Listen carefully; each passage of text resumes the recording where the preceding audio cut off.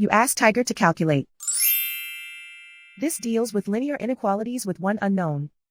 The final result is z equal or smaller than -8. Let's solve it step by step. Isolate the z.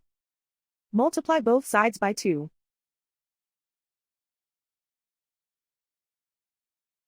Group like terms.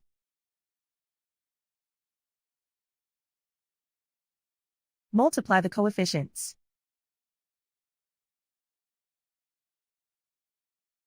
Simplify the fraction.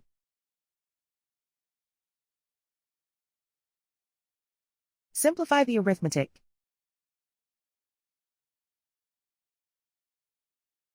Plot the solution on a coordinate grid.